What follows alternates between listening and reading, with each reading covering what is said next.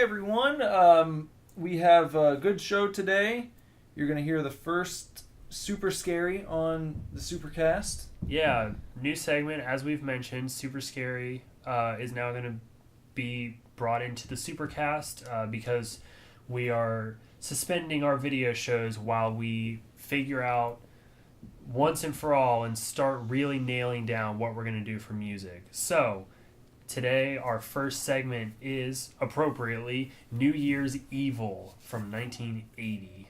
And we get to that pretty early in the show. It's kind of the first big segment here, so... Yeah, it was sort of unintentional, but we just sort of jumped right into it. Yeah, horror movies came up, and it was like, well, this is as good a time as any, so let's just go ahead and do it now, and we did it, and then there's still plenty of show left after that, so make sure that you stick around, because talked about Bender's keen eye for fashion. And my pipe cleaner limbs. Yeah. Talked about a little bit of... we went over... We haven't seen each other since actual Christmas, so we talked a little bit about things that we got and things that we did, and... Christmas gifts. We almost talked about how I'm never going to play Final Fantasy, but we'll see how it goes after I actually play it. We'll both have to give it a shot and kind of... And then we'll come back and I'll tell you guys how overwhelmed I was. The first side quest that popped up, you just had to turn it off. No! And I traded in.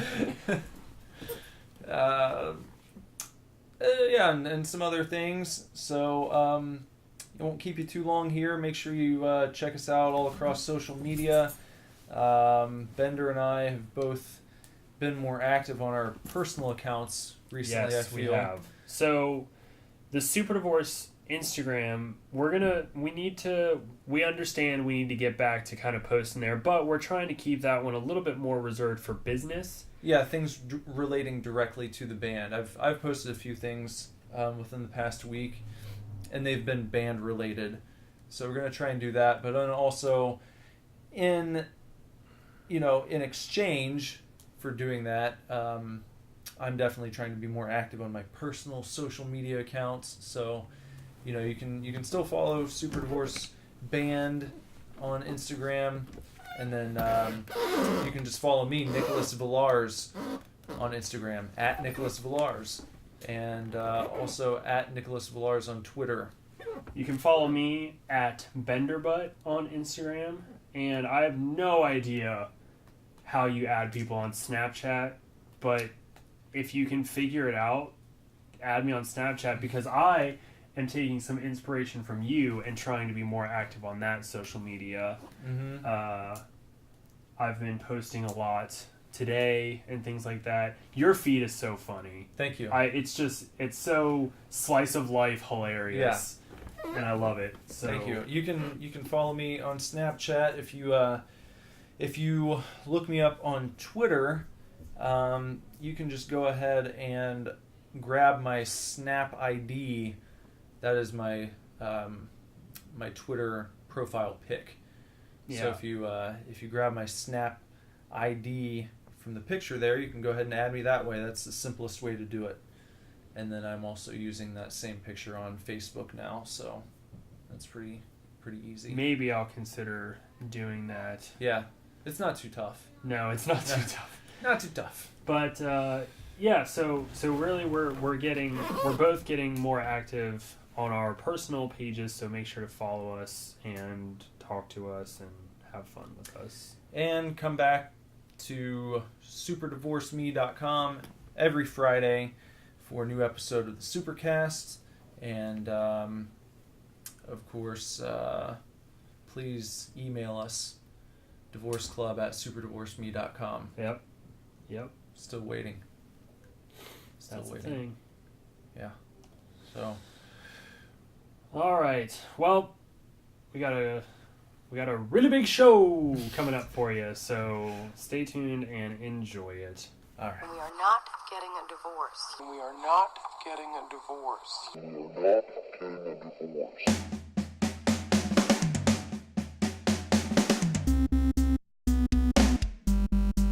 Hey, man. Hello. Super Divorce Supercast. I'm Nicholas. I am Bender. Hope Hope everyone's having a wonderful, wonderful day today. It's Friday if you're listening to this one. It's coming out here. Yeah. Yep. Friday. The Friday after Christmas and before New Year's. New Year's Eve is tomorrow. We're just about to wave goodbye to 2016. Finally. Speaking of 2016, I'm sure, I don't know if you've seen, because you don't follow anybody on Facebook, but have you seen all this stuff about, just everybody's like, oh, 2016 needs to die, or I'm ready for it to be over, and it's been the worst year ever, and all this stuff.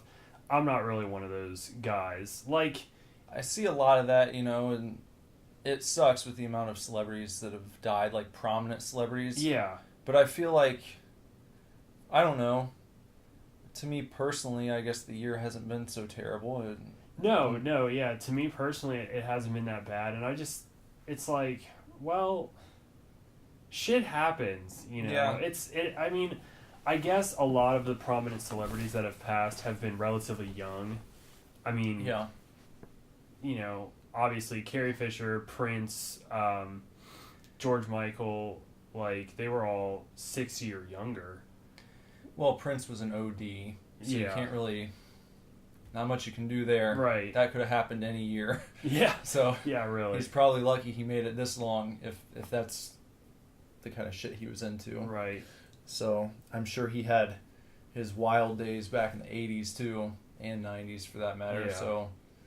Well, and then you had Gene Wilder. He was older, probably. And he had apparently been dealing with Alzheimer's for quite some time. Right. And they just kind of kept it quiet. Right. It's just kind of sometimes these things happen. It does kind of... It's different now with, obviously, the mass coverage. As soon as something happens, boom, it's everywhere. Mm-hmm. And I think that kind of affects people a lot harder, because you hear about it literally hours after it happened. Yeah. You don't have to wait for the next day's newspaper or see it on the evening news or anything. Mm-hmm.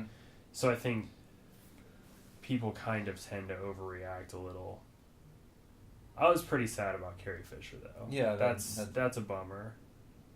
And then her mom right after, Debbie Reynolds, right? Mm-hmm. The day after. Yeah. Because she had a stroke and then was just like, I can't deal with this. I want to be with Carrie. And then died. Ridiculous. How does that even happen?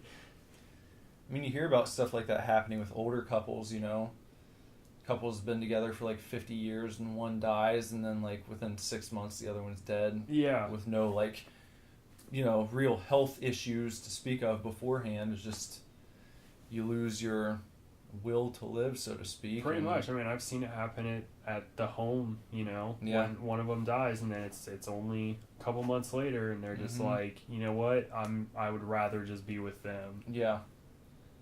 Which is pretty crazy. Yeah. I had no idea until, unfortunately I had to find out under Carrie's death circumstances, but I had no idea that her daughter was on Scream Queens. Oh. The TV show. I watched the first season of it, and it was pretty good, but her daughter plays a sorority girl, and she always wears pink earmuffs because she says that a guy once thought her ears were so beautiful that if he ever saw them, he would kill her or something. So she wears pink earmuffs. But I had no idea. I think her name is Billy something. Billy Lord. It's a really fucking cool name. But yeah, that's her daughter. I had no idea. Huh. Well, part of me feels like we should wait, but you just brought up horror movies, and now I just want to talk about New Year's Evil with you. New Year's Evil. I literally just watched it.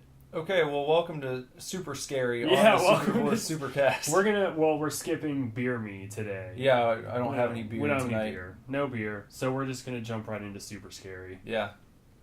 So, we'll see how this goes. Yeah, I'm sure. We watched New Year's Evil this week. It was a film that came out in 1980, and I found it for free on YouTube. Did you watch an actual like real copy of it? I bought the Scream Factory Blu-ray because they had it on sale for $11.99 and free shipping. Oh, So I was just like, hey, we're reviewing this. Hey, I'm gonna buy it.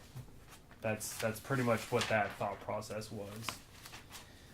Well, it was written by Leonard Neubauer and also co-written by Emmett Alston, who was the director of the film, starring Chris Wallace, a.k.a. Mike Tobacco from Killer Clowns. Really?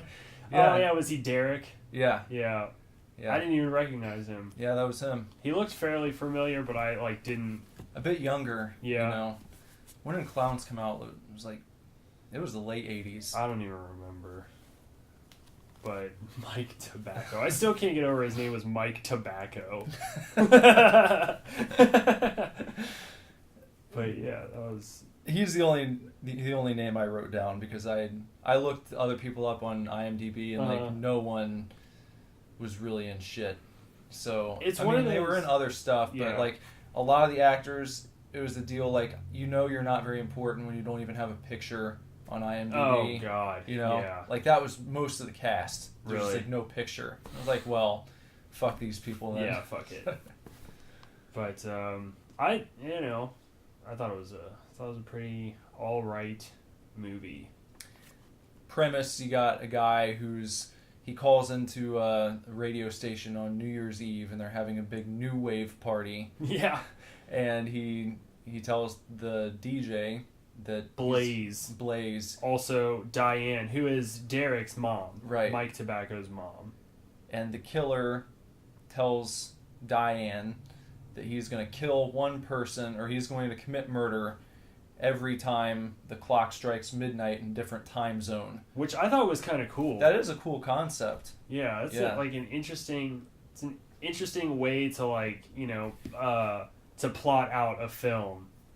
Because, I don't know, I mean, you've seen that plot done before, like, we've got hostages and I'm going to kill somebody every hour until I get what I want. But the whole New Year's Eve and time zones thing I thought that was pretty clever, honestly. Yeah. That was a cool way that they did that. It's another movie where they show you the killer's face right away. There's no, you know what the guy looks like the whole time. They kind of, the first time he calls in and explains what he's going to do, he's, shrouded. Yeah, which doesn't make sense to me because, why would you bother? Yeah, we don't know who he is. Yeah. From Jack, you know? But he's, shrouded, and then the very next scene when he sneaks into a sanitarium and woos a nurse, you're kind of like, who's this guy? Woos her very quickly. Very quickly. He's just like, hey, I'm the new orderly. Hey, you want to fuck? I brought some champagne. And she's just like, yup, it's New Year's. And then we establish that this is the killer. This is evil! Yeah, his voice modulator sounded like Gilbert Gottfried being Darth Vader. It was... They even did the in between sometimes. And another thing that they ripped off in this movie was the Friday the 13th. They did. Yeah. They totally ripped it off. It was changed a little bit, but they still did it just a few times. It wasn't even a mainstay. No. It was just a few random times in the movie they did it, but it wasn't every time he showed up. Yeah, it was out of the 5 deaths, they did it twice. Yeah. Okay, well, I guess throw that in. But what was I going to say? His voice modulator, when he says, I'm evil, it made me think of somehow a cross between Dr. Evil from Austin Powers and Mermaid Man from SpongeBob. Just running around as an old coot evil! Evil! That was my favorite right there. That was good. Oh, I love when he shows up. He's talking to the nurse at the sanitarium, and what is it? When he pulls the champagne out, what does she say? Oh, you come well equipped. Or no, he says, I always come well equipped. Yeah. And then she's like, I bet you do. Yeah. Just because he has champagne and a radio. And a radio, yeah. And when like when they're like getting ready to get it on, you know, it cuts back to the new wave party, but the band's playing like a slow blues Stevie Ray Vaughan song. I know, it's so weird. Like first of all, this is another great movie with an original song. Yeah. New Year's Evil, and it's the first song that this band Shadow at the New Wave telecast. This band Shadow performs the song New Year's Evil, and I feel like it lasted like 10 minutes. It really lasted for a long time, and also had the worst mosh pit like of all time. Yeah. I loved when the people were like jumping off this like 2-foot high stage and just like falling like it was some huge jump and they just couldn't take it. But still, a great song though. Yeah. I mean, not as good as Fall Break. Not as good as Fall Break, but or the Killer Clowns song. Mm-hmm. But definitely good. And I want movies to start making original songs that mention the title of the movie in the song. That needs to happen more often. I'm all for it. I also wanted to bring up, there's like this kind of underlying plot point where at the beginning of the movie, Mike Tobacco comes into his mom's hotel room before she leaves for the New Year's Eve party, and he's trying to tell her that he got this part in some, was it like a TV show or something? And American Rocket or American Astronaut or something like that. And he got the part, and she's just like ignoring him, so he's like super butthurt, and then he apparently goes insane. And there's like the scene with, he pulls the pantyhose over his face. And and then the scene before that where he pops pills and then doesn't swallow the pills. Like you could clearly see them still in his mouth. I was watching him, and it's like not impressive. He just reaches over and grabs 3 pills. Yeah. It's like, oh, he's got a headache. He's taking Tylenol. I wish that they would have played with that more, because I wanted there to be some sort of like twist to it, because he was like sitting in his hotel room going crazy. Mm-hmm.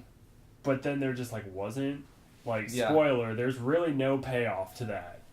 Except at the very, very end. The very, very which end. is fucking stupid in my opinion. Yeah, it was like a total, like, washout. Yeah. Like, cop-out ending. There's no way it could happen. No, not absolutely at all. No way. Not even a little bit. And I wish also that they would have played with that mask more. Yeah. Because that doesn't Why not? I don't know. That doesn't even come in until the end of the movie, like the final sequence, and I'm like, that mask is pretty creepy. Yeah.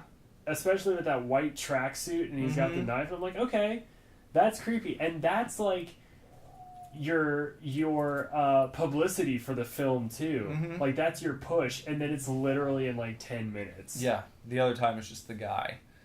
You just see him like in various terrible disguises, like the mustache he puts on to go into that party for the second kill, which I loved when he's driving with the 2 girls that he picks up at the bar. I would have watched a movie that was just him driving around being annoyed by those 2 girls. The one girl talking about transcendental meditation or whatever it was. Yeah, and how she was so into Zen. Yeah. But, you know, none of it mattered if she was alone on New Year's Eve. So. Yeah, she stopped biting her nails and her friend got rid of her nervous diarrhea. And that was pretty funny. And then he's just like sitting there annoyed as fuck, and he checks the time and he just goes, "Son of a bitch!" Like, and she's just like, "Well, don't have a cow." Like, just totally fine with being picked up at a bar, and she thinks they're going to Emilio Estevez's house. Yeah, like it's so good. Let's see, and then. I mean, throughout this, Jeff, who is the killer, and that is well established. You think his name's Jeff Winters for like the majority of the film, and later there's a twist. Mm-hmm. It's not very good, but there is one. I figured it out. So did the first 5 minutes. I really did too. Like, and it's not even one you have to like think about, because I don't try to figure out the twist in a movie. I don't want to know, but it was so obvious. Yeah. It was like, oh, well, that's who it is. Right. Okay, well. So you'll figure it out, but Jeff, for the majority of the film, he's killing people each time zone, and then he calls in to Blaze or Diane each time, and he'll play back a recording of his kill that he's recording on his boom box that he carries around with him, which is kind of funny. If you think about it, he's just got this like ghetto blaster. It was a ghetto blaster. You see him reach over right before he's about to kill someone. He like hits the play and record button, and then it was silly. I did like. So after this like second kill, and we're kind of getting around, like Derek is upstairs in his room going crazy. He kills a bundle of roses, which I think I would love. I hope it becomes like a running theme. But I want to make note in all the horror movies we watch of somebody killing an inanimate object. Like when Pete kills the piano in Black Christmas. Well, Derek kills some roses. Mm-hmm. But after this, Jeff is still kind of driving around searching for his next victim, and now he's dressed as a priest for whatever fucking reason. Yeah. But he gets harassed by a biker gang for whatever reason. And he drives into a drive-in movie theater. For whatever reason. Yeah, like it's just, there's just no point to any of it. But he goes into this drive-in and parks, and he's trying to hide from this biker gang. But I made a note of the preview that they're showing, and you hear mostly, you only see a quick snippet of it, but it says it's for Bloodbath and Blood Feast. Mm-hmm. Those are two real movies, and they're Herschel Gordon Lewis movies, who's like the godfather of gore. Oh. And I have only seen one of his movie, and it was called The Gore Girls. And it was about a bunch of go-go dancers that were dying in horrific ways, and the detective that was kind of like a Pink Panther type deal. Mm-hmm. He was like hired to investigate the killings, and just corn syrup splatter. Yeah. That's what Herschel Gordon Lewis is known for. Okay. But but Bloodbath and Blood Feast. I was are wondering two if real those movies were real. Mm-hmm. So that's good to know. I think Blood Feast is kind of one of his bigger, movies, as well as The Wizard of Gore. Okay. Is another one that's been remade once or twice too. Speaking of the drive-in scene, you notice the first time that they cut to that couple in the car, the guy is like feeling up his girlfriend. She just looks like absolutely uninterested. Completely disinterested. She's like smoking weed. Yeah. And he's like grabbing her boob, and she's just like staring at the screen, not and he's paying just like, attention at all. He's just like, I bet it's time, and she's just like, maybe after maybe the next movie. Yeah. Just like, and he's just like, okay, yeah, and just keeps going. fondling. But eventually, Jeff, this couple is only important because he kidnaps the girl in this car. He steals their car. Yeah, he steals their car. The guy kidnaps gets this out. Girl. I don't know why she didn't jump out of the car too, because she had plenty of time. Yeah, she just like stays in the back seat while her boyfriend gets pulled out through the other side, and she stays in it as this strange man gets in and starts to drive away. There's probably a good minute where she could have gotten out, if not before he started driving. When he's driving, you imagine he can't be going too fast while he's leaving the drive-in theater a lot. So, but I love the line where he's like, he pulls the boyfriend out. He's like, "Where are the fucking keys?" Yeah. In the ignition, man. That was hilarious. But then, so this girl has every opportunity to get out of the car, and she doesn't. And then when she's driving, she's just like, "I don't have any money. Do you want to do it? We can do it. I won't put up a fuss." Yeah. And he's just like, "No." He just pulls out his switchblade. And is like, just brandishing it in front of her. And then she has all these opportunities to get out of the car, and she doesn't. So now she's kidnapped. But then there's just wide open road. Mm-hmm. No cars. They're not in the city somehow. They're like near a park or near the woods. It's just like wide open. And he has to stop in the middle of the road for two random drunk guys. He almost kind of pulls over to stop for two drunk guys. And then they stumble in front of the car, and then he stops completely, and he gets out of the car to tell them to get out of the way. At which point, she decides this is her golden opportunity, and like immediately jumps out of the car, like no hesitation, just jumps out and runs. And then you get a classic chase through the woods scene, which I thought was kind of lame. But during that scene, I made a note that Jeff looks like the love child of Jeffrey Combs and John Saxon. Jeffrey Combs played, oh crap, I can never remember his name. He plays the doctor in Reanimator. Oh, yeah. Yeah. So, like, young Jeffrey Combs and, like, Nightmare on Elm Street John Saxon. Is it Herbert West? Yes, yeah. Dr. Herbert West. Yeah. But he looks like if those two had a baby, it would be this guy. Yeah. For sure. But, But the cops show up when he's got her cornered, and he just kind of skitters off, and they don't even chase him. Typical horror movie cops, they're like, hey, what are you doing over there? And he, like, looks and runs off, and they're just like, he's fine. And then they, like, find the girl immediately after, and they're just like, you okay, man? And they don't even bother, like, going after him. No, not even a little bit. That's okay. So he goes to the hotel. It's now his time. He's skipped his third kill. Yeah. There's supposed to be 4 kills. And I feel like he should have just gone home. Yeah. He blew it. He blew it at that point. Like, your plan is done. Yeah, even if he gets his midnight kill on the West Coast, you didn't do it, guy. You lost. Like, they, if you take a movie like Seven, for example, Kevin Spacey as a serial killer. If you haven't seen it, spoiler, sorry, fuck up. But you take him, and he has this grand master plan. He has to kill people according to the 7 deadly sins, and then, okay, no more spoilers, but you should really see Seven. It's, like, old. Like, come on if you haven't seen it yet. But, and even in the movie, they mention how this guy wants to be, like, the Zodiac killer. Yeah. And the Zodiac obviously had this grand master plan, and he never missed a beat and whatever. So that's like an MO for serial killers, or one of the telltale signs. Like, they have to do things ritualistically. And this guy fucked up his ritual. Yeah. Like, halfway through the movie. Just messes it up. At that point, I feel like he should have been so distraught about it that he shouldn't have been able to continue. Or somehow, like, found another quick victim or something. But even that still doesn't quite fit the MO.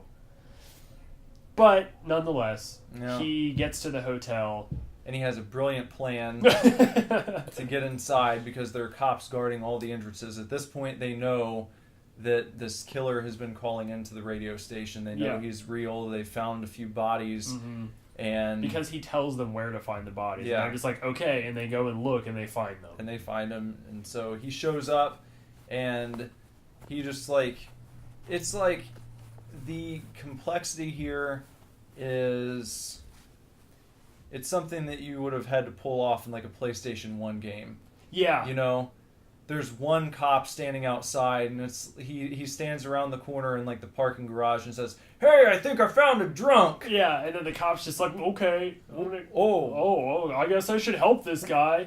Even though, and I made a note of this because it was retarded, there's 2 cops, and the one cop goes inside, and so then Jeff sees this as his opportunity, so he calls the other guy over, knocks him over the head with a brick, and then dons his police uniform, and then walks around the corner to the guy's partner, who is now re-emerged from the building, and just walks right by him wearing the cop uniform, as if they wouldn't know this guy is not on the police force at all. Like, and that his partner is gone, and a different dude just walks right by him.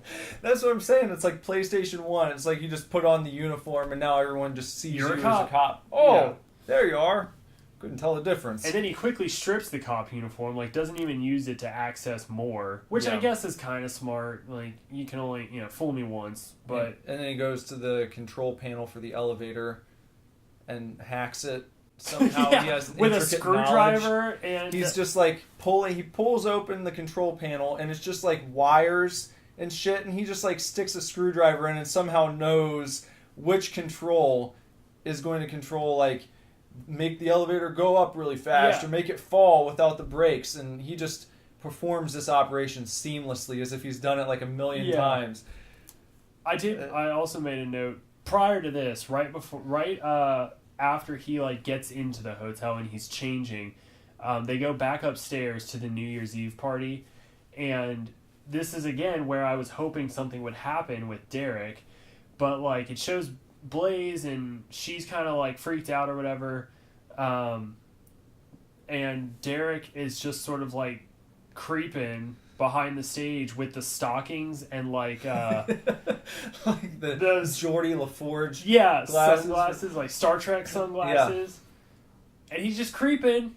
And he doesn't really do anything. No, he's just like looking around like he's gonna kill somebody, and then that's it. And then it pans over to the band, who they announce that this next song is called Bonsai, and then it is a very unenthusiastic song for a song titled Bonsai. It's a slow jam. Yeah. And I was kind of like taken aback. I was like, this is dumb. Yeah. This is really stupid for New Year's Eve. But so then we get to the elevator and the big reveal. Yeah. Which is like the most casual, calm reveal that I've ever seen a killer make. Yeah, he's like, by the way, I really hate you and I've been killing people. It's me. It's me. Yeah. Ta-da! You castrated me and that's not nice. I put that down too. I was like, castration is not nice. Oh man, that was a fun line. I like that. I did think that, so we won't reveal who the killer is, even though you'll get it if you watch this movie. You'll figure it out very quickly. But he chains up Diane to the bottom of the elevator, and then goes back to the elevator panel and starts fucking with it, to make the elevator go all the way up. Now, I really did think this was kind of inventive. I liked this sequence. I wish it had more of a payoff, but I was like, all right, that's pretty cool. Like that's an interesting. But it was it wasn't as dramatic. Like the falling elevator was not nearly as dramatic as you would hope it to be. It looks very slow. Yeah. Like it's still gonna hurt. It's a little bit faster than normal, but they'll be okay. Yeah, probably. Like the elevator is not gonna like tin can when it hits the ground. It's just gonna kind of like bounce, probably. Yeah. And then, I mean, that's if we're not gonna spoil the rest, that's pretty much it. There's a nice standoff on the roof. Some out of the blue Shakespeare. And then the end. Yeah. Of the movie. That was weak. Weak sauce. Very weak. Like, when the ending was getting ready to happen, I was like thinking to myself, don't do this. Don't do it. Don't do what I think you're about to do. Yeah, they did it. And then they did it. Okay, well.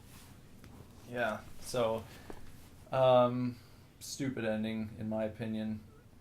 I'm pretty forgiving, Yeah. I don't like to bash stuff, but certain things just bother me in movies, and that's one of them. Like, especially the way it happens in this one. Just, if you guys watched The Collector, because I think we talked about that once on a previous podcast, very similar ending in that way. Only imagine that there are, like, instead of cops in the area, there are literally cops surrounding That's true. the ambulance. As well as a crowd of spectators. Yeah. There's just no way at all that it's even possible. But apparently it happens. And absolutely no subtlety on the part of the perpetrator. None without whatsoever. going into too much detail. Yeah. Imagine being as blatant as possible about who you are. And, just silly. I didn't hate the movie, but it falls into that like underwhelming 80s slasher. You sort of expect the kind of movie it's going to be. It's definitely a B-list slasher, But I tend to enjoy those. I mean, I rewatched The Funhouse not too long ago, and I was like, I like this movie, but it's a bad movie. Yeah. Like it's really not that great. I thought the switchblade was a pretty weak weapon for like a big killer in a movie like this. It looks dinky every time it shows up, and it's not even a butterfly knife. It's just a click switchblade. Yeah. I did like the punk at the beginning that had the switchblade comb. Yeah. It was like classic. Mm-hmm. The scaring the security guy outside the hotel. Yeah. That was classic in my opinion. I was hoping that, like, when I was reading the description, I saw that they were having this, it literally says like new wave party. Uh-huh. And I was like, well, maybe it'll have like a really cool soundtrack, but thinking about it after watching it, I'm sure they didn't have the budget to really license anything good. So it's not like you've got an awesome classic 80s soundtrack in this one either. You've got your theme song. Yeah, which is great. I mean, I feel like if they would have been able to license things like that to get a better soundtrack, you would have at least... This movie might have more of a following for its soundtrack. Yeah. Like, people might be like, well, the movie's not that great, but, like, the soundtrack is really amazing. Mm-hmm. And, they had really sweet, like, early new wave bands before they got huge, but they didn't do that. No. They just had... Missed opportunity. Yeah. But, overall... I'd say, it's a fun movie to watch on New Year's. I think I would have preferred if we would have watched Terror Train, because that's a New Year's Eve movie as well, but maybe we'll hit that one next time. Yeah. That's more of a classic. That's got Jamie Lee Curtis, classic scream queen in it, so... and the killer is a little more interesting in that one. I just got that on Blu-ray. Ordered Terror Train... and Motel Hell and Salem's Lot and a limited edition steelbook of The Driller Killer. 2 Scream Factories. Driller Killer is Arrow, and then Salem's Lot is just standard Blu-ray. Pretty cool. But those hopefully will be here at the beginning of the week. Can't wait for that, right after New Year's. Nice. Well, that's super scary. Yep, that's super scary. That's what it's going to be for a while. Mm-hmm. And, we hope you guys still enjoy it. We still want suggestions. If there's something you want us to watch, we'd love to hear about it. Fortunately for you guys, I think both of us have acquired a lot of movies we've never seen recently, because we've been very excited about Scream Factory and Arrow, as we've said many times. I've got the Thing Scream Factory release that I want to watch. One? Yeah, that's cool. Lots of cool extras on that. Mm-hmm. They're probably pretty neat. I watched like all of the extras on Chud and Chud 2. Really? Yeah. I think we'll have to talk about those at some point. I'll have to borrow them and watch them or buy them myself. Yeah. Amazon, kind of the place to go. I mean, Scream Factory keeps their prices pretty, I think they're pretty reasonable online. Mm-hmm. There's a lot of different price points on their, Shout Factory website. Mm-hmm. You get, some of their collector's editions, I think Return of the Living Dead collector's edition is up there at, $35. But I was reading an article the other day that was, the top 10 best Blu-ray releases for horror. Mm-hmm. And that was on there because it's, the most comprehensive version of the film. It has... That Blu-ray has the most versions, the most special features, the most everything. So that one's $35 to give you guys an idea. But there are plenty of other movies that come in around $20. So I think Scream Factory keeps it pretty across the board. There's a nice spread, so it's cool. But Arrow and Vestron, and even kind of Synapse a little bit, their stuff tends to be a little higher. I think they're a little bit smaller than Scream Factory. Mm-hmm. So their stuff tends to be 35 to 40. So in that respect, Amazon, man, if you want to pick up Arrow and Vestron releases, check out Amazon, because I was seeing stuff for maybe $10 cheaper. Do you know if they go through like the actual companies? I believe Amazon is just a distributor for those films. Okay. So like they're partnered with, Because I would hate to do it and not be supporting those the company companies themselves. and then have them not get. Because Yeah. I know that's when I was reading about the Vestron stuff. I read a big article about it, and it was talking about how like they were going to keep doing it as long as people were buying these movies, because they have a fucking vault full of shit that's never been out. A lot of stuff that is Lionsgate, right? Yeah. Yeah. And they've got a lot of stuff that like, hasn't been released since like VHS days. Yeah. So it'd be cool to see people continue to support them and get a library, put out of good stuff. And that, I feel like it doesn't have, like their releases don't have the big booklet like Arrow does. But like the slipcover is cool that they included with Chud 2 anyway. And there were a decent amount of features on there, like new stuff, new interviews, and new commentary. So I honestly, I don't own any Synapse films. Synapse really kind of get down and dirty with their movies. A lot of stuff like, I know Frankenhooker is on there. And then, I want to see that. I watched James Rolfe do a review of that. Really? And it looked really fun. There's a movie called Street Trash. Just lots of Maniac Cop, lots of gritty like New York slasher movies, which is what Driller Killer is. I think there was I'm not really familiar with it, but I think there's kind of this genre of 80s like New York exploitative films. I think that's kind of what they were going for in Chud. It is, yeah.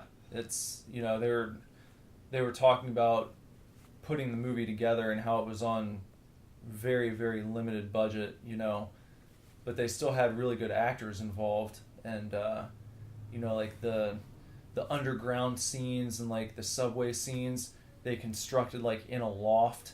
Really? In New York, yeah. They like built everything themselves, and that's awesome. It's pretty cool. I mean, it looks convincing. I wouldn't have guessed that it was filmed inside of someone, a loft apartment. It looks real. But there's sort of this subgenre of like New York grit, and a lot of stuff that is on Synapse is on that. And I'm not saying that I'm like weak stomached or anything, or like wouldn't watch them, but they are definitely, like I said, you're more exploitative. Yeah. Lots of like dealing with the homeless, which is what kind of Chud deals with, or dealing with like prostitutes. Lots of prostitute killing and whatnot. So just real gritty stuff. But what I was getting at is that I really think Arrow is probably your cream of the crop. Yeah, I would agree. Out of everything that I've seen so far. Like, there are certain films that Scream Factory really puts a lot of effort into. Like, not that it doesn't really deserve it, but there is like a making of featurette on New Year's Evil, and there's a director commentary track, but that's really it. Yeah. Like, there's nothing else available. Now, obviously, as I mentioned, Return of the Living Dead has just special features upon special features. So that's what I mean. Like, there are certain films that they release collector's editions of that are packed to the brim with features. But I think Arrow really takes a certain amount of care with every single one of their releases to bring you the most comprehensive version of that release, no matter what it is. And they also have those beautiful booklets on the inside. I don't know if they do venture into other areas, like other genres. I haven't really checked it out, but it would be cool to see them do other types of movies, because they do such an awesome job with the horror stuff. Yeah. they did like 80s action movies too, or Right. you know, anything really. That would be interesting. I know they sometimes will get away from the horror, but it still stays in that kind of Mad Max area. Mm-hmm. You know, they do have a lot of they release a lot of like Japanese crime thrillers. Oh. Some, you know, there's one called something called like the 1,000 kill gun or something like that, you know, just but like black and white Japanese crime dramas. They have a couple of those released. But I think that's kind of as far as they get from the horror genre. I just looked up on my phone because I was curious. I've been meaning to do it, but since Arrow releases so many films in the UK, they don't put out in the States. You can get like a region-free DVD and Blu-ray player for like $150. Yep, I looked it up too. So that's on the wish list for Yeah. sure.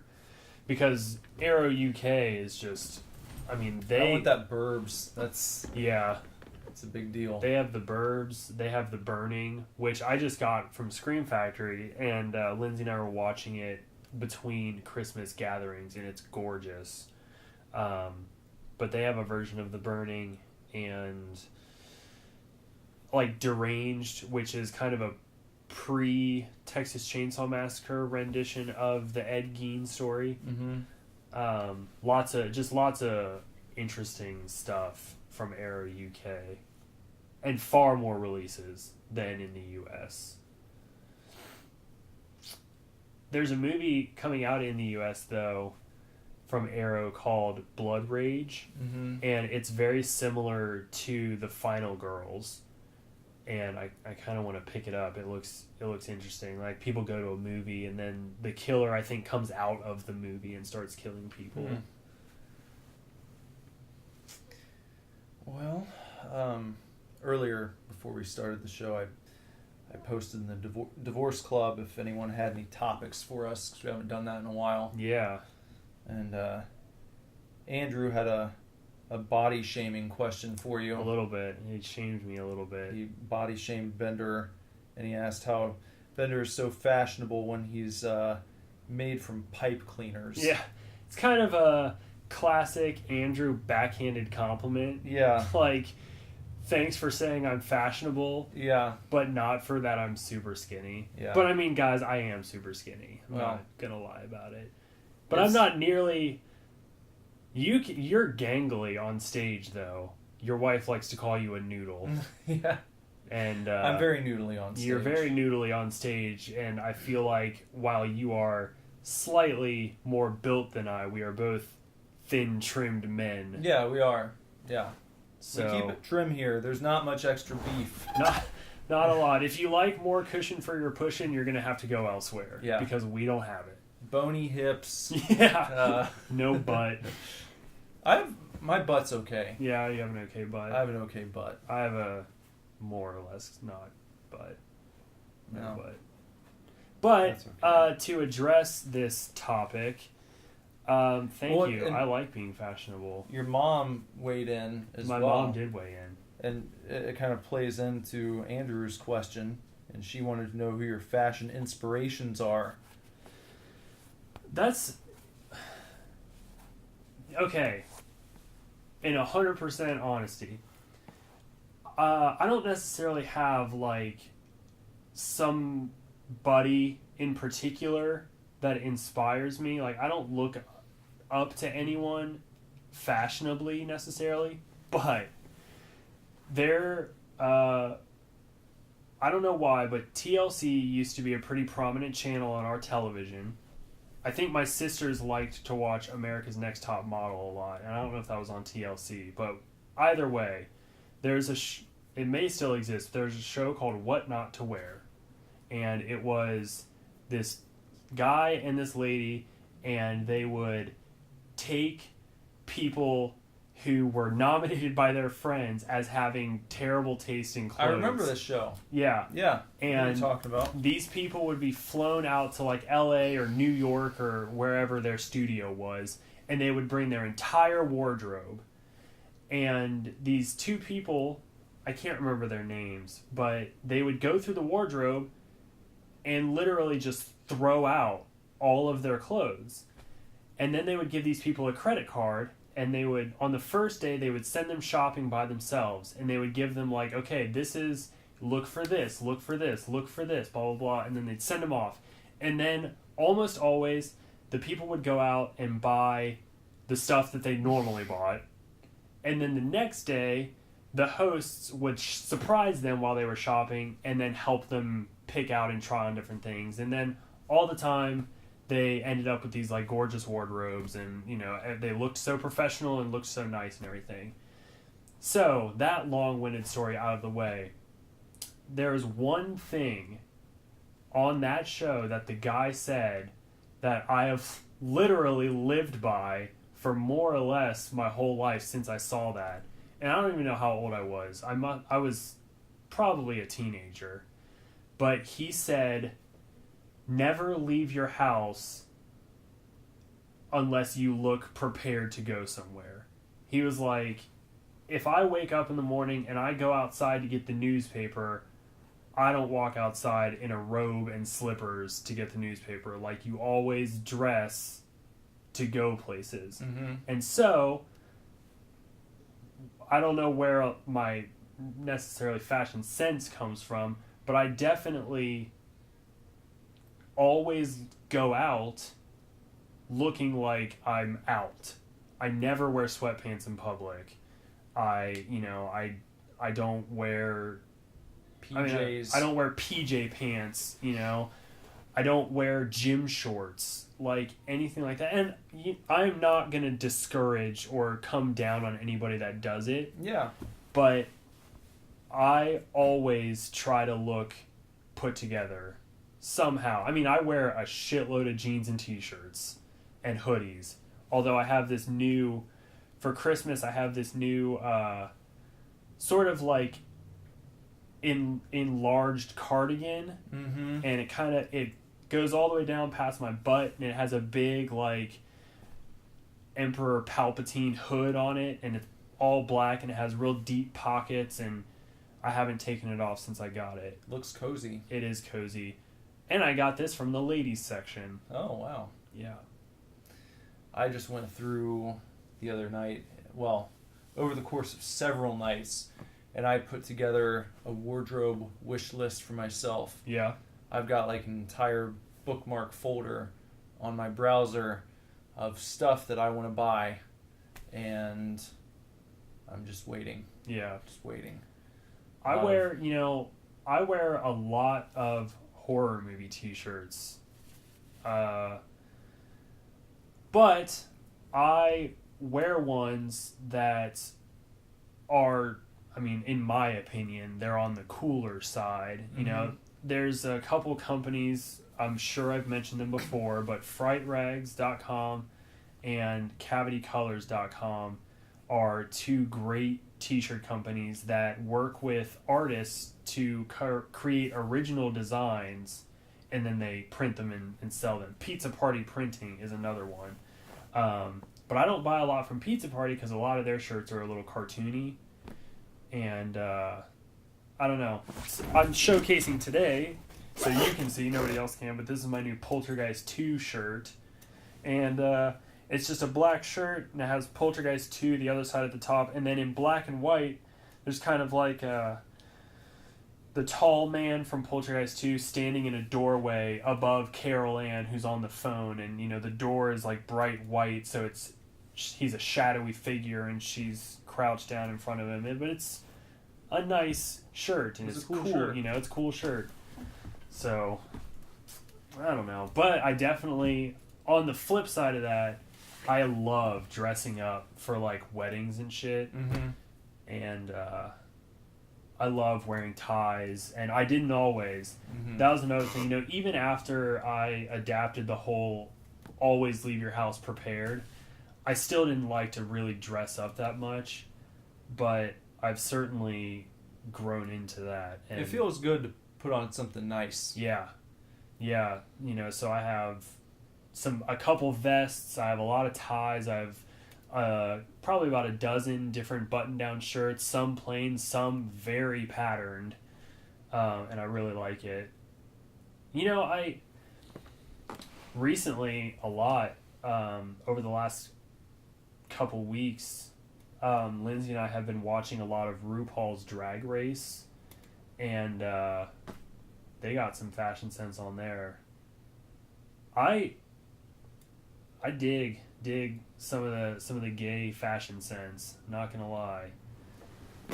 There was this one queen the other night that was wearing this jacket, and I took one look at it and I was like, if I could wear that on stage in Super Divorce, like that would just be the ultimate 80s jacket. What kind of jacket was it? It was like a suit jacket, but then it was like just bedazzled. No, it wasn't bedazzled. It was like you think of that classic 80s pattern that's like triangles and circles and squiggly lines and stuff, but just like mostly black and white, but then just color, like patches everywhere, and not neon, but just like bright pinks and teals and yellows and greens and circles, and it was so good. It was such a good jacket. My mom likes to call me the gay son she never had. I don't know where I get my fashion sense, but maybe you might be able to find a jacket like that online somewhere. Probably. That's what I was looking for, like all secondhand stuff. Yeah. Yeah. I watch. I've seen a lot of episodes of Project Runway, and they create clothes specifically for women, but some of the designers, have very interesting fashion sense. There was one designer on a season who was a guy, but he frequently wore skirts on the runway, and I was like, I don't know if I'd wear a skirt, but like that look is cool and it works for you, and it's still kind of masculine to me, despite the fact that it's a skirt. Having this cloak that I've been wearing a lot recently is kind of sort of building off of that a little bit more flowy, slightly feminine. I mean, obviously, I like I said, I bought this from the ladies section of H&M. Well, buying, there was a good while there when you couldn't buy skinny jeans in the men's section. They just didn't make them. Yep. Unless you went on I'm sure you could have gone to like some specialty retailers in, Europe or shit like that. But probably as far as going to the mall, you had to go into the women's section of wherever store you went to. Yeah. Because all the guys' pants were still baggy.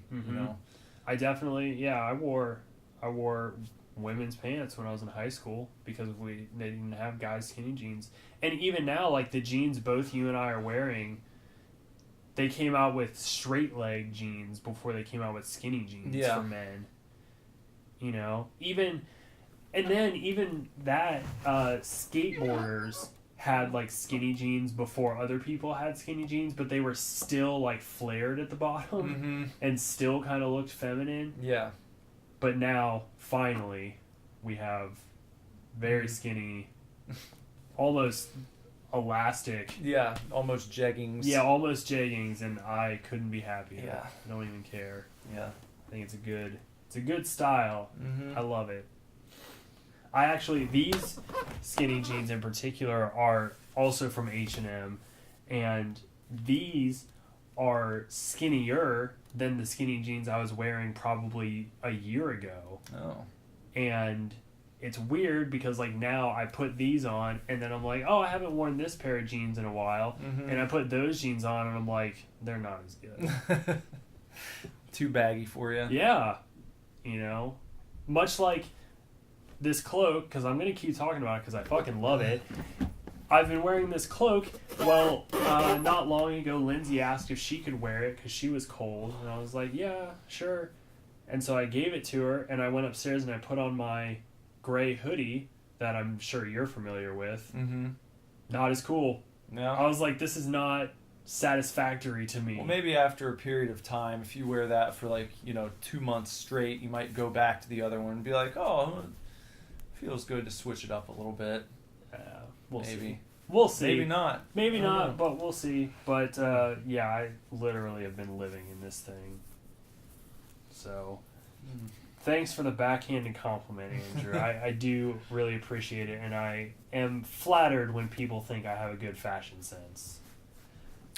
I get complimented from time to time, and it's always very flattering. You do a good job with your fashion. Thanks. Let's go shopping. Yeah.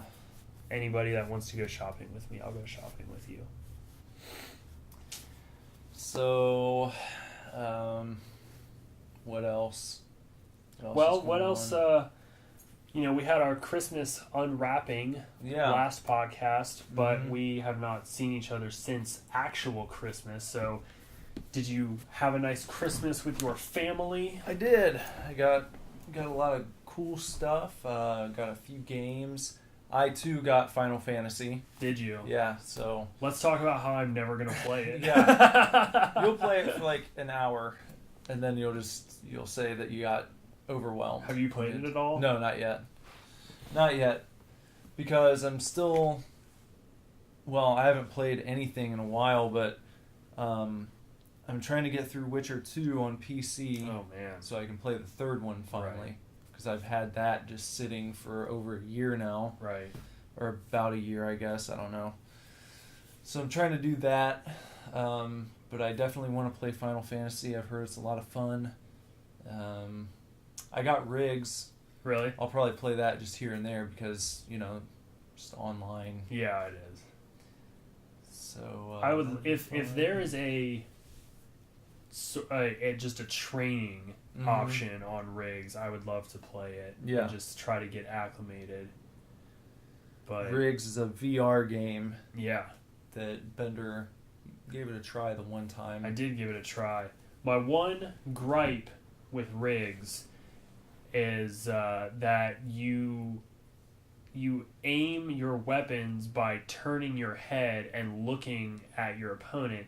So it's very disorienting because Riggs it's a sports type deal. It's a futuristic sport, but you're wearing like an exoskeleton, like a mobile suit almost. It's almost a giant robot.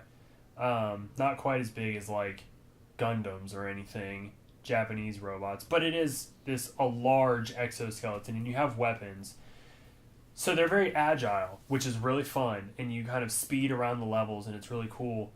You can jump and things like that. But as I said, to aim, you have to look, and there's like 2 lines of sight that come off of your view, and those are your like reticules.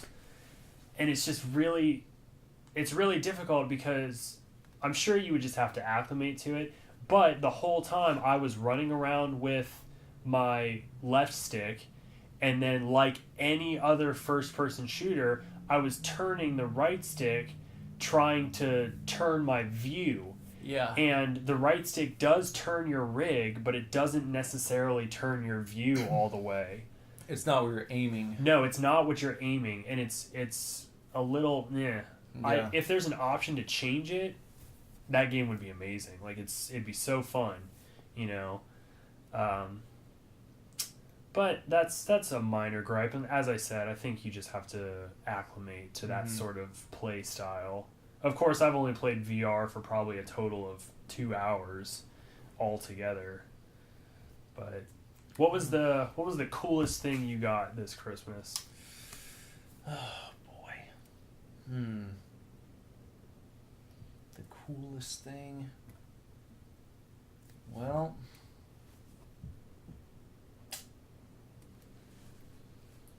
I don't know. I got a lot of cool stuff. I just I don't know. I would say the most unique is definitely what you got me. Oh yeah. Yeah. Mm-hmm. That's definitely a one of a kind. Mm-hmm. So that would probably win the most unique prize. Yeah.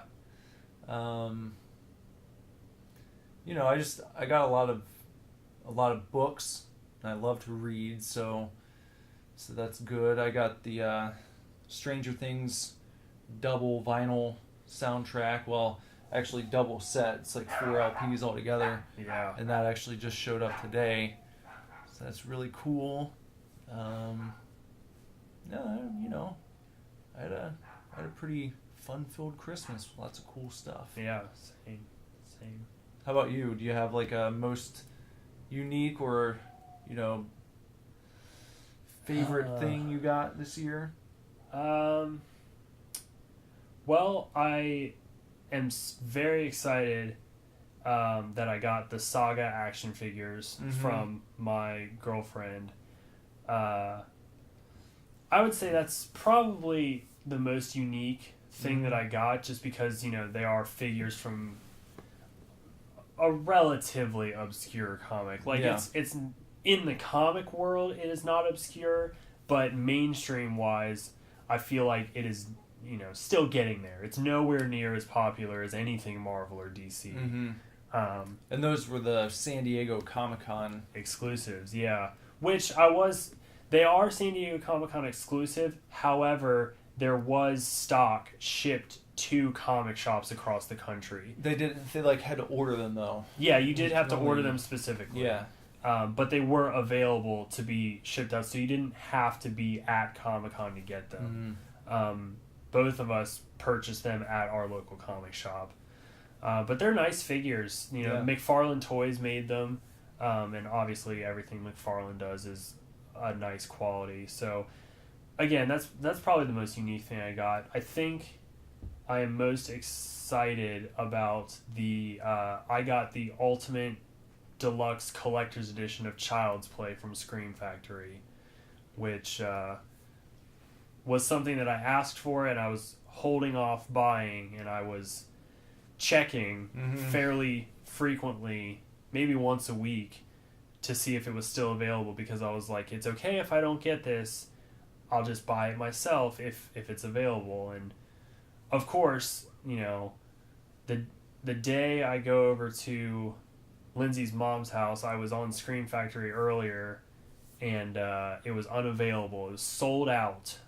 And then 5 hours later, I received it from her as a gift. So that was very was there cool. like a number on yours? Did they make a certain I'll run have to sort of examine it more. I don't think there's a specific... There's not like a very prominent one of so much. But I want to say that Scream Factory's general cutoff is like 3,000 units. So... And this is the Child's Play Blu-ray, and it's 2 discs. You have it as well, the standard edition. Yeah. But so mine came with the slipcover that you have as well, and then also an alternate slipcover. It came with 2 18x24 posters, one of the newly commissioned artwork, and one that is like a replica of the Good Guys advertisement in the movie, and then a 6-inch NECA Chucky doll. And NECA is much like McFarlane. They make just high quality figures and really awful candy. Yeah, horrible candy. But this is NECA with 1 C. Yeah. So it came with a little Chucky 6-inch figure. It's very nice. It's a very nice collection. I hung up one of the posters today. But yeah, I was really looking forward to that and hoping for that, and I got it. I was very excited about it. Oh, I totally forgot. I got a drone. You got a drone? Yeah. Just got me a drone. I forgot to mention it because I still haven't taken it out yet. Because I need to figure out how to work it. I haven't really had a good opportunity to figure it out. I heard that they can be a little tricky to get started with. Yeah. But I think it's got the, you can connect it to your phone Oh, cool. So you can see where it's going and fly it around and take video and all that stuff. That's cool. Yeah. Well, that will come in handy. Maybe we can, get acclimated with it and then implement that when we're downstairs in the basement recording. Yeah. We can just hover the drone Yeah. and film ourselves recording. Yeah. Or, making music and stuff. Mm-hmm.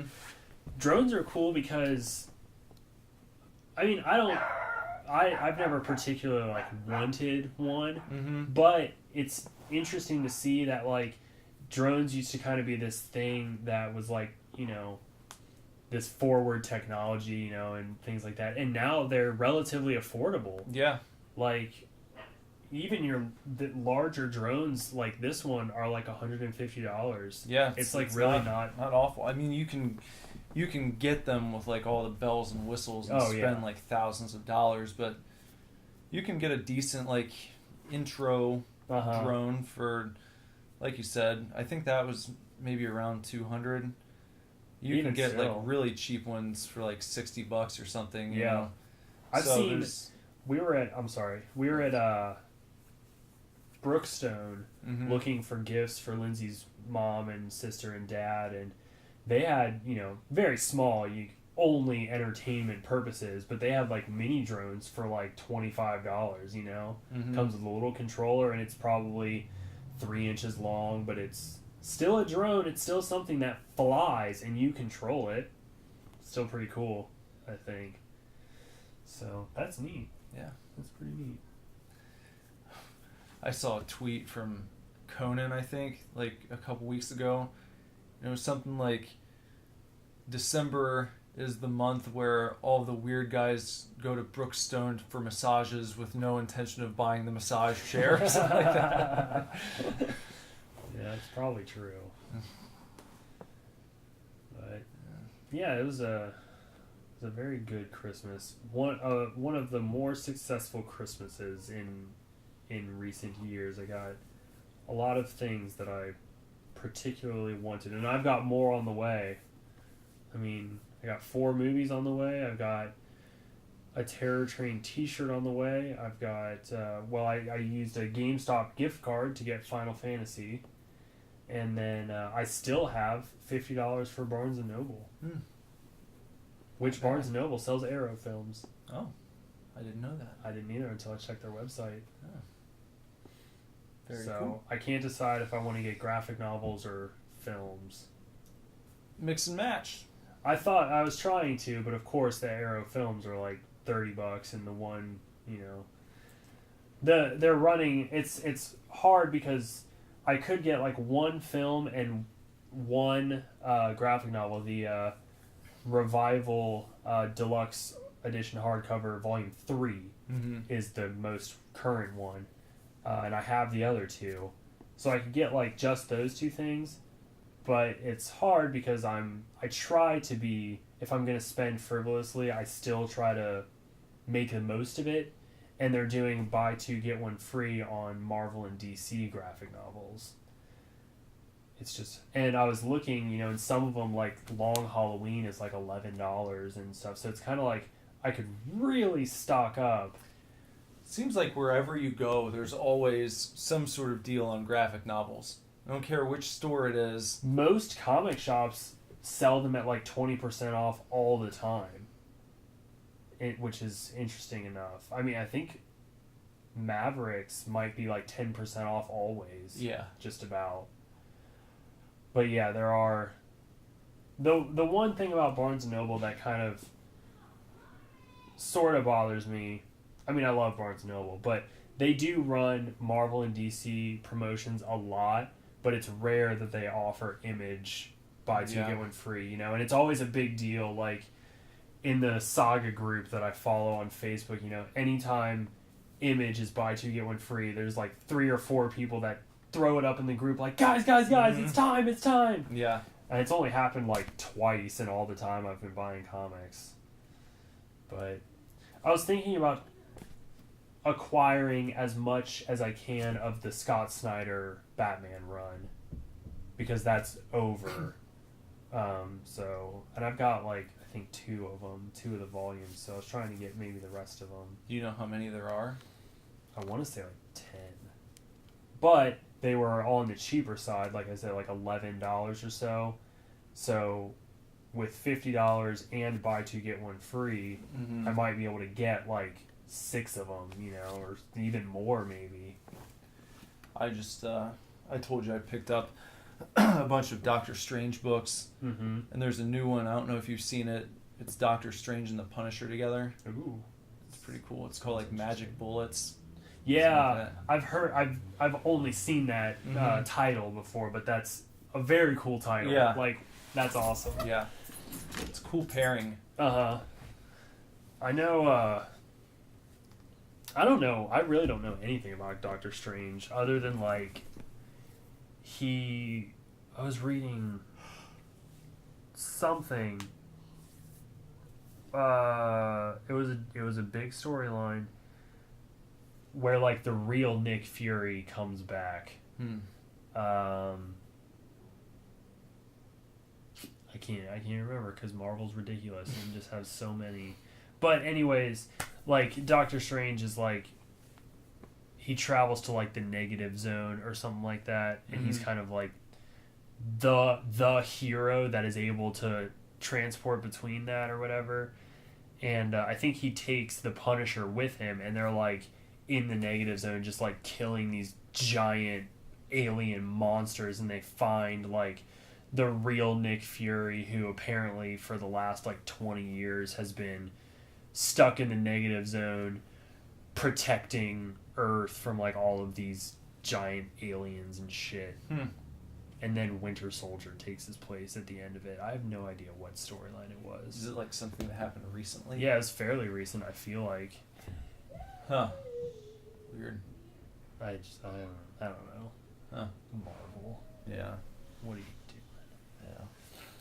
I'm still waiting for them to put out some real original Star Wars stuff. I don't even know if it's going to happen at this point. Maybe like sometime this year, well, next year in 2017. I'm sure it will be, if they do it, I'm sure it'll be a couple years down the road, because I know Disney is working so hard to establish a new universe. But, you know, I just loved Dark Horse because they just had stuff that was just completely oddball, you know, comics that just had nothing to do with anything other than the fact that, like, hey, there's this weird alien assassin and here's his story. It would just be cool to let them do maybe a comic or two before the next movie where you get some characters like that will show up in episode 8, you know, so like they attempted to do that with Shattered Empire, which was a 4-issue series, and it was supposed to take place literally like minutes after Endor, and it followed Shara Bay, who is Poe Dameron's mom. And it was basically just 4 comics of her. She was an A-Wing pilot, and it's basically just 4 comics of her like flying around and having run-ins with the main cast. I was like, okay, but yeah, she's not in the movie. She's not in Force Awakens. She's in the book Aftermath, which I never ended up reading. But that was like that was your gap. That bridged your gap between 6 and 7. Of course, everyone's going to be wondering what they'll do about Leia now. They have to reshoot and re-tinker some of her scenes because she completed shooting for episode 8. And they're going to, from what I've heard, they're going to re-tinker the scenes to kind of play her off, because apparently she had a much larger role in episode 8. So they have to figure out what to do to set somebody else up to take on the role that she was being set up to take. So maybe Mon Mothma will come back or something for episode 8, and they'll kind of weasel her in and make her a major character, which I wouldn't really even mind. I mean, it's very sad that Carrie Fisher had to pass, and, you know, But honestly, my prime concern hasn't even been what they're going to do with Star Wars. I'm more just like, that really sucks. Yeah. Like, I hope her family is trying to manage, especially with losing her and her mother. I heard, I haven't seen it yet, but I heard that they like put Peter Cushing in Rogue One. Is that true? I've not seen Rogue One. I didn't know if you might have like I'm trying. read any or seen anything about Trying it. to avoid it. Yeah. I know Darth Vader is in it, but that was obviously in the trailers. But I don't know anything about anything else. I'm just trying really hard to, stay away from it. Lindsay's sister got us I'm sure maybe you've seen those popcorn gift baskets. It comes with a movie gift card and then popcorn and candy and stuff. She got us one of those with a $30 movie card. So we hopefully very, very, very soon. Haven't attempted to go back. Not since we walked away from the last showing, no. We made a couple plans, but just the holidays got in the way. Yeah. So hopefully within the next week, now that we've got this card and all this stuff, we'll be able to find some time. Because I'm dying, man. Yeah. I want to see it. Did you see La La Land again? No, we were going to, and then we were supposed to go with Jason and Hannah, and their daughter got sick, and they had to take her to urgent care, and then my dad and his girlfriend were possibly going to go with us, and then my dad was feeling under the weather, and then Jess had a bunch of work to do, and I was working on stuff, so Yeah. everything just added up to us being like, well, we'll go. Yeah, again sometime. I know it's starting to get to that time for tattoo season. Obviously, Yeah. the holidays are over, and now everyone's got money to burn. Yeah. I know Lindsay was kind of stressing out earlier today. She was just, there's a lot. It's just getting to that point. It's going to be busy season. I was talking to my mom on the way over here, and she was like, "Oh, we have this. I got this game for Christmas, and I want everybody to come over and play it, and we can have dinner sometime soon, and what are you guys doing for New Year's and stuff?" And I was just like, well, normally last couple years Nick and Jess have done something for New Year's. If that happens, we'll probably go to that. And then I was like, honestly, after that, I'm gonna tell you right now, Lindsay's probably not gonna want to do anything for a couple weeks. It's been family, friends. That's how I feel. We were talking about if we're even going to do that, just because we've been running around and having people over, and it's just it's felt nonstop. Yeah. So I don't know. We're kicking it around. I don't know what's going on yet, but maybe we'll have a little gathering last minute. I don't know yet. Just as we normally do, but I am off on Sunday on New Year's Day, so if anything goes down, I'm down to party. All right. But if not, maybe Lindsay and I'll just party at home. Because we were talking about if nothing happens, if nothing's going on, no one's doing anything, we'll probably just stay home and watch New Year's horror movies, Terror Train and New Year's Evil, and maybe get drunk and, That's cool. We condone getting drunk in a safe area where are not driving. No drinking and driving. Don't be a dick. But if you're at home and you're not going anywhere, you can get shit-faced. That's right. And of course, the next time we come back here, it'll be 2017. Yeah. So we did talk about, by the way, that this episode was going to be our year in review. I think we mentioned that last cast, but yeah. But we're going to push that off because we're trying to have Jason on the show with us for the year in review. So hopefully we'll get that figured out for the next cast. Yeah. So your first cast of 2017 will be with Jason, and we'll do a 2016 year in review. And we'll be able to look back at the entire year and not have a few days that we didn't know. Yeah. Who knows? Who knows what'll happen on New Year's? Yeah. We got a few days left, 2016, so who knows? So we'll see. But that's the upcoming plan for right now.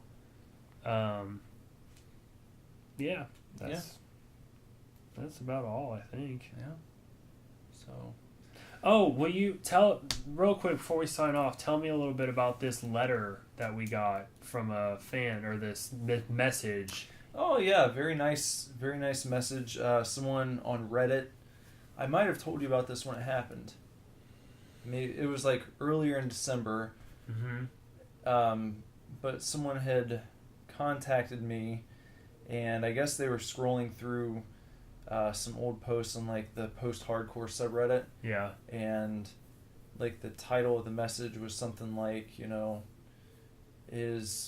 was Super Divorce Sleep Star Ignition or something like that. And Oh, yeah. and then they, I wrote them back and I was like, yeah. And then they asked, how this band formed out of that one. I kind of gave them the rundown and had a good little exchange back and forth a few times. And this person said they had been following us for a long time, probably since I first posted on there. And Wow.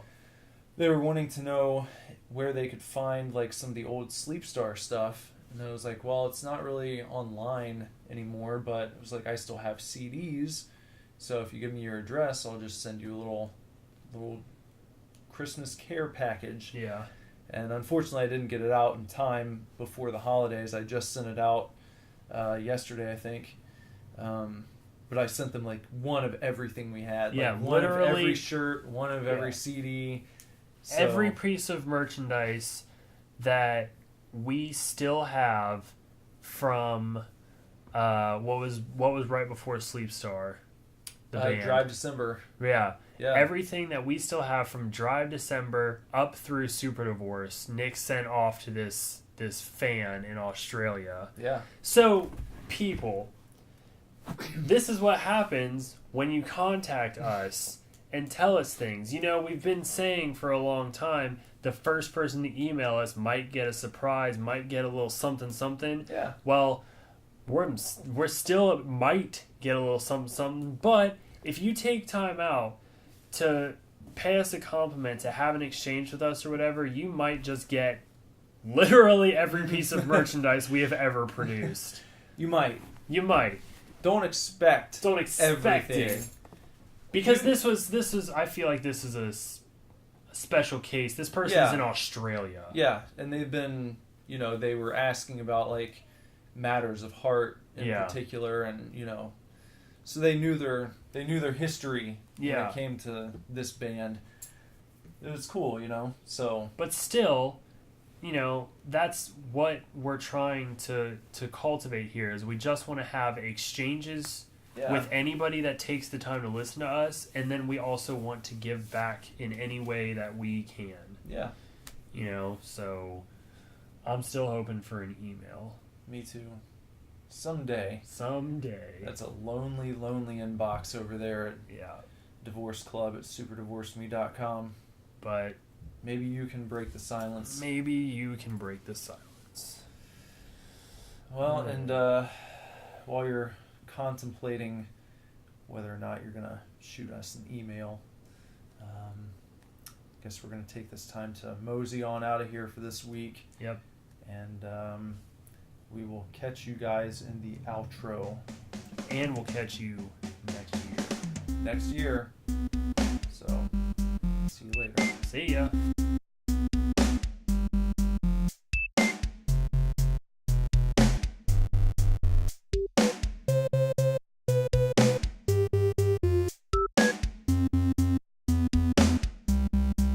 Another show in the bag, and that's the end of 2016 for us here on the Supercast. That's it.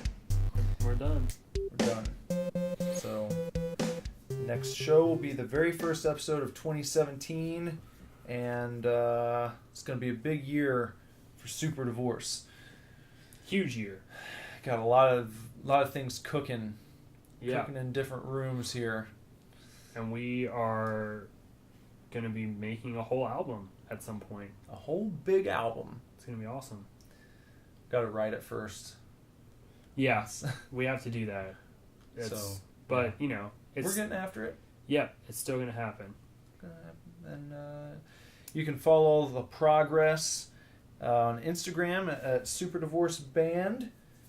posting pictures relating to our work, what we're doing to prepare for that album coming up later this year, and just other inner band workings. Outer band workings, you can follow me personally. I've been pretty active as of late. I'm going to keep that up on Twitter at Nicholas Villars, and then also Nicholas Villars on Snapchat and Instagram. So I'm an easy one to remember. Yeah. I'm sorry I'm a little checked out right now. I'm attempting to figure out how to go live from the band page on Facebook. It's not really, it's kind of working, but not really. So I'm going to stop. But you can follow me, my personal page at BenderButt on Instagram. I post a lot on there. That's kind of my go-to social media. But I'm trying to post more on Snapchat. I don't know how Snapchat works.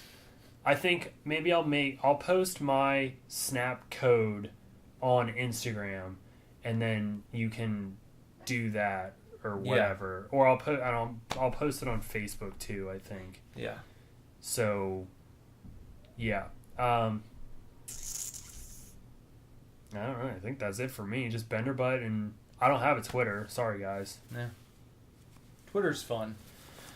Maybe we'll do it sometime down the road. I had one, and I don't know. If I keep up with Snapchat like a bin, maybe I'll rejoin the Twitter fad and try to keep up on that too.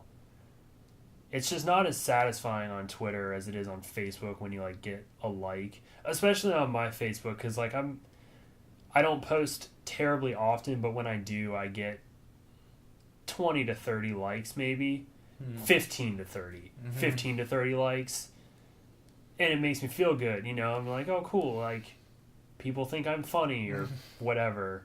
But that's not really the case on Twitter. Like that's not the goal on Twitter. Twitter is just, you just post. Yeah. It just happens. Yeah. And it's just things. Yeah. But whatever. I'll consider it, and if I get one, I'll let you guys know. But for right now, just follow me on Instagram and Snapchat, Zach Bender. You guys know me. I don't know.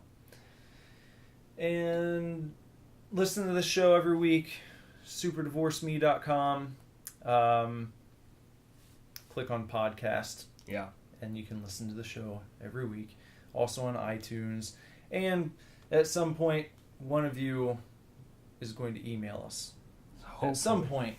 It's going to happen. It's going to happen. You listening right now, you could be the very first one. You could christen the inbox of Divorce Club at superdivorceme.com. And something cool might happen. So cool. Why not give it a try? You know, and all the shit that you're going to do. What else? What else? You're going to scroll through Facebook again and read posts that you've already read 20 times today. God, it happens to me all the time. So just take a few minutes and shoot us a message, shoot us an email, and we'll write back, and it'll be a fun time. Yeah. Man. Yep. So, until next year, I suppose. Till next year. You guys have a scary day, because now it's super scary on here. Yeah. And enjoy the rest of your 2016. Okay, bye. Bye. Super Divorce.